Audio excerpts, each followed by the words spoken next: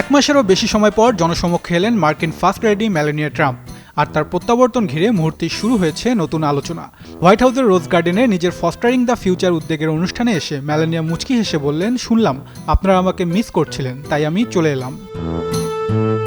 তার এই রসিক মন্তব্যের পেছনে রয়েছে কয়েক সপ্তাহের নানা জল্পনা।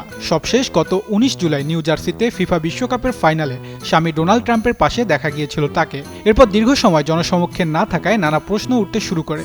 এর মধ্যেই সামনে আসে ট্রাম্পের নির্বাহী সহকারী নাটালি হর্বকে ঘিরে নানা গুঞ্জন। JBS holdings limited. অভিযোগ বা গুঞ্জনের কোনোটি সরাসরি নিশ্চিত করা হয়নি, তবে মার্কিন সংবাদ মাধ্যমে ট্রাম্পের সঙ্গে হার্পের ঘনিষ্ঠতা নিয়ে নানা আলোচনা হয়েছে। এক পর্যায়ে ডেমোক্র্যাট সিনেটর জন অসফব ট্রাম্প ও হার্পকে নিয়ে কটাক্ষ করেন। এরপর বিষয়টি আরও ছড়িয়ে পড়ে। হোয়াইট হাউস অবশ্য এসব প্রতিবেদনের তীব্র বিরোধিতা করেছে। ট্রাম্প নিজে হার্পকে নিয়ে কোনো মন্তব্য না করলেও অসফকে পাল্টা আক্রমণ করেছেন। হোয়াইট হাউসের যোগাযোগ পরিচালক ও সিনেটরকে তীব্র ভাষায় সমালোচনা করেছেন। তবে সব জল্পনাকে পাশে কাটিয়ে মেলানিয়ার বার্তা ছিল একেবারেই স্বাভাবিক, হাসি, রসিকতা আর নিজের উদ্বেগের কথা।